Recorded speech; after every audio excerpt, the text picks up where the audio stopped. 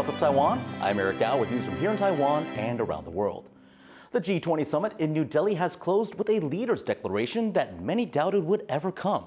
But as India hails the agreement as a historic step, some say it doesn't go far enough. Stash Butler brings us this report from New Delhi. India's Prime Minister Narendra Modi basks before the cameras after hosting a G20 summit that bridged global divides. The group of the world's biggest economies had faced deadlock over the war in Ukraine. But on the final day of the summit, a show of unity, as leaders gathered around a memorial to Mahatma Gandhi, global symbol of peace. The day before, after what host officials said were 200 hours of non-stop negotiations, a far-reaching agreement was announced, featuring a compromise on the phrasing around the war in Ukraine, but which stopped short of expressly condemning Russian aggression. But the main focus of the leaders' declaration was more loans for developing countries, a new Green Development Pact, and a pledge to empower women and girls, which, according to India's G20 envoy, proves his country's commitment to the developing world. This is a document of the global south. This is a document of the developing countries which came together and spelled out their priorities. And India has been the spokesperson of all the global south and spelled out their priorities in this document. While record-breaking rains flood Greece and Hong Kong, fighting climate change formed a central part of the G20's agenda. Leaders agreed to triple renewable energy capacity by 2030, end plastic pollution, and phase down coal. Some monitoring the summit said those commitments are rehashed promises that have so far failed to have been delivered.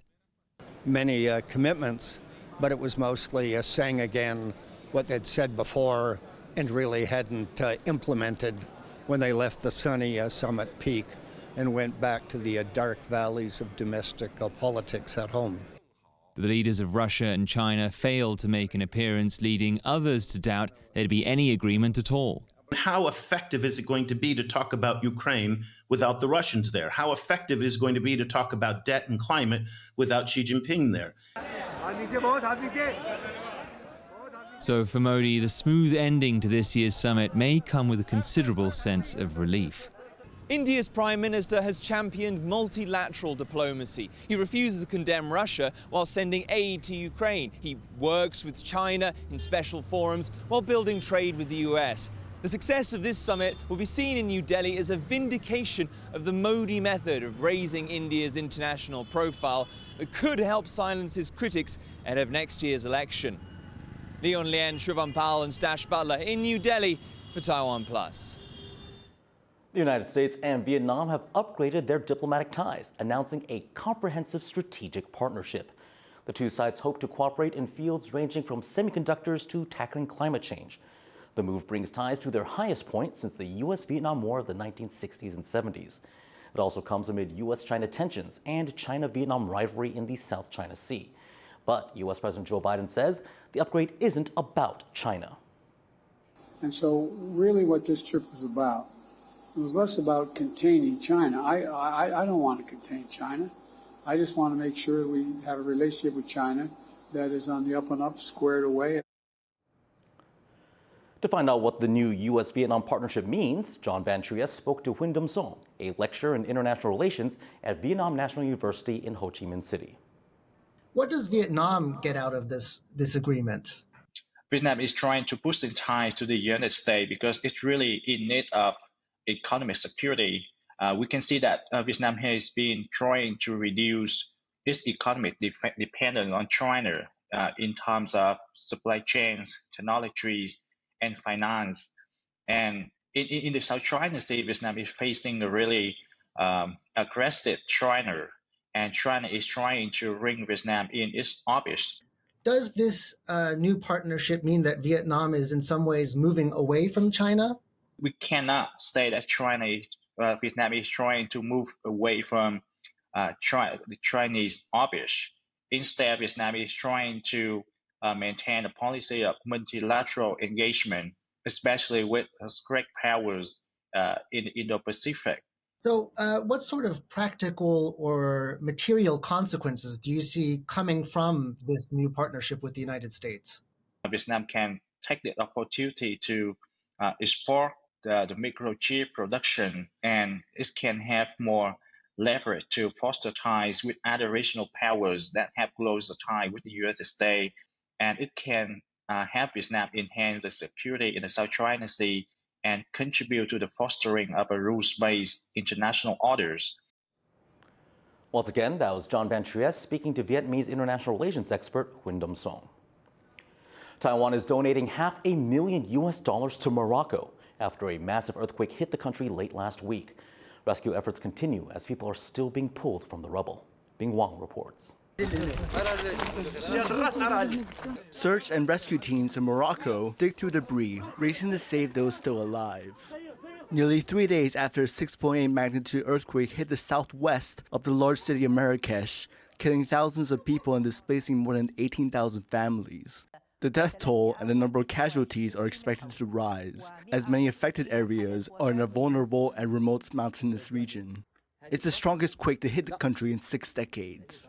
كما تشوفوا المنزل تاعنا مشى كل شيء مشى فقدنا كل شيء فقدنا المنزل تامة يعني لا مسؤولين يطلعوا علينا لا احد يجي يقدموا لنا مساعدات اللي يعاونونا شويه وهذا قدر الله.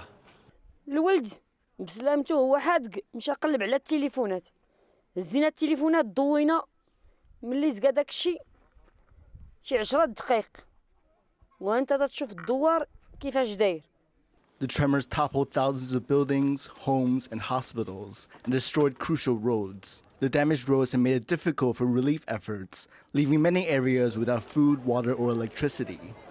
These makeshift tents were erected by the government for those displaced. The government of Morocco has allocated funds to help the rescue search.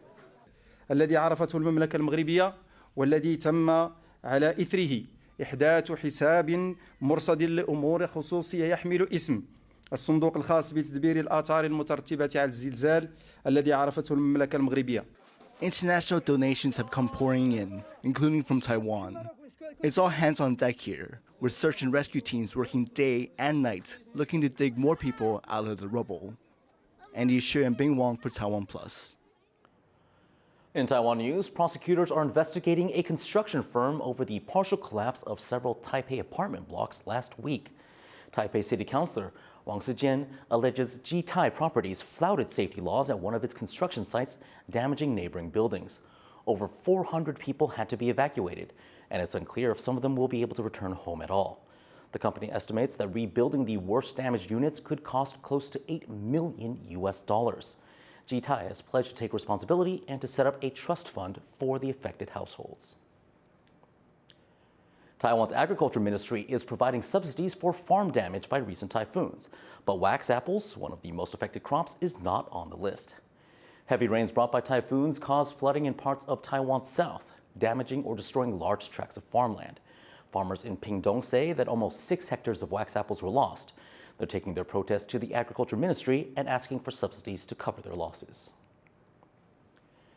Taiwan's military says the expansion of a tank shooting range will be completed in stages to minimize disruptions to training. The Army is currently upgrading one of its most used tank training grounds in Hsinchu County. The upgrade was scheduled to be finished by the end of 2023, but it is facing delays and now isn't expected to be ready until 2026. Taiwan has over 1,000 tanks in its armory, with more than 100 newer U.S. tanks scheduled to begin arriving in 2024. There are concerns that the construction delays could affect future training.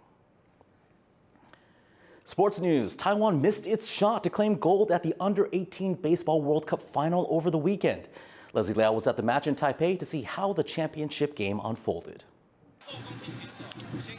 After weeks of hopes and dreams leading up to the championship match, Taiwan's bid for gold at the U18 Baseball World Cup ended in disappointment.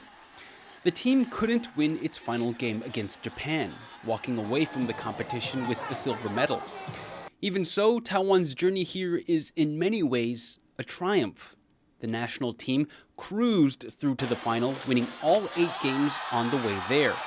That's something no other team managed, not even first-place Japan, which lost 2 matches in the competition.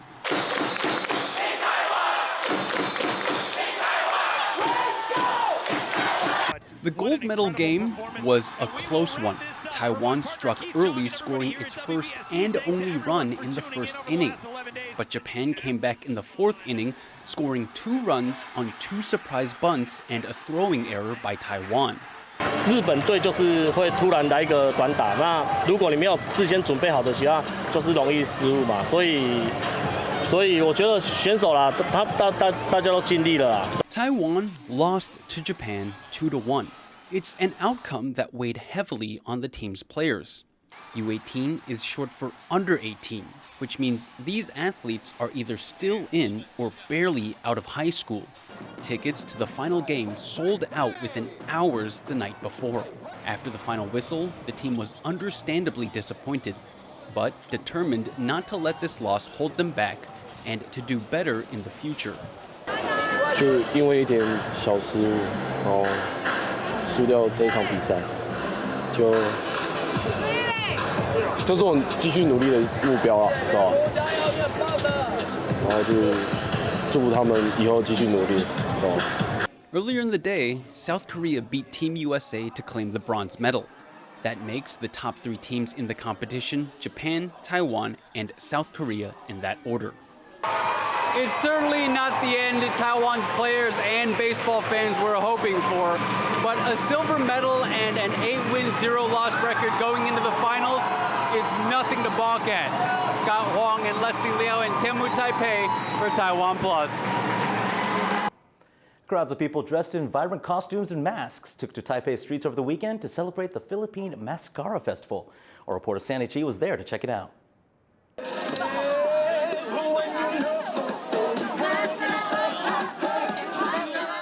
Walking down the streets of Taipei on Sunday in flamboyant outfits and colorful masks.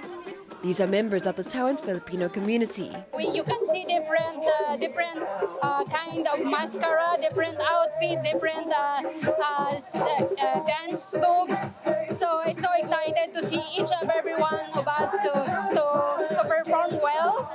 This is the Philippines Masskara Parade in Taipei. It is one of the biggest cultural events for the Filipino community here in Taiwan. This year, the gathering is in its 4th year, and over 100 people have gathered here for the event. As you can see behind me, there are people dressed up in colorful outfits and beautiful masks. For sure, Filipinos here do not want to miss out on this event.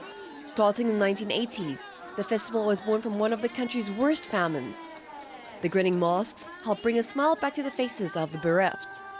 And now the festival continues to spread happiness. Filipinos first brought the tradition to Taipei in 2019, when there were only 500 participants. But this year, organizers say over 1,000 people joined in on the festivities. 台北市是一个多元共融的城市，那我们也欢迎这些移工跟移民朋友一起来共襄盛举。他们都很精心打扮，也有练他们的团练的舞蹈这样子。对，我们知道他们都很用心。The event kicked off in the early afternoon by handing out 300 hand-painted masks to everyone on the streets, even to those who were not attending the parade. 我觉得台湾有这种更多元的活动，其实是很好的。对，让我们可以更去了解说，其实现在台湾越来越多新住民在这边，所以我觉得有这种活动让大家互相认识，我觉得是很好的。Like previous years, the event's parade took center stage.